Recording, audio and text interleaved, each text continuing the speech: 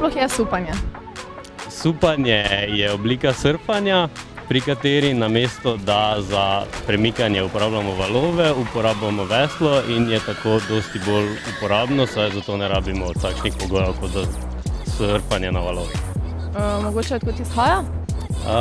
Supanje izhaja prvotno iz Havajev, kjer se je razvilo in kjer je še zdaj najbolj aktivno. Mogoče za koga je sploh primerno? Kdo vse lahko supa? Supa lahko v bistvu vsak, ki edini pogoj je, da znamo plavati, zato da v primeru, če se kaj zgodi, lahko splavamo nazaj na sup. Torej, zdaj sedimo na enem izmed supov, če pravim je to napihljiv sup, mogoče kakšne vrste supov poznamo? Supi se v osnovi delijo na dve vrsti, torej imamo zračne supe, kot je ta pod nama, in trde supe. Glavna razlika je v tem, da te zračni jih lahko napihnemo in so zato dosti bolj uporabni, saj lahko nesemo tudi s sabo. Tisti trdi pa so večji, vendar imajo malo boljše vodne lahkote.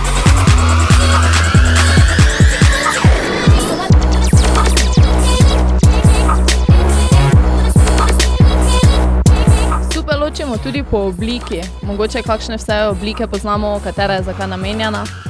V bistvu osnova je takšen, kot je ta. To so supi za mirne vode, ki so najbolj stabilni, najširši in na njih je tudi najlažje se prevažati. Potem imamo še tekmovalne supe, ki so po obliki dosti daljši, dosti ožji, zato so dosti manj stabilni, vendar grejo dosti hitreje. Zadnja oblika, ki pa pri nas ni tako razširjena, pa so supi za vožnjo po valovih, ki so dosti krajši, dosti manjši, vendar dosti bolj okretni. Zdaj v roki držiš veslo, poznamo tudi različne vrste vesel iz različnih materialov, različne oblike.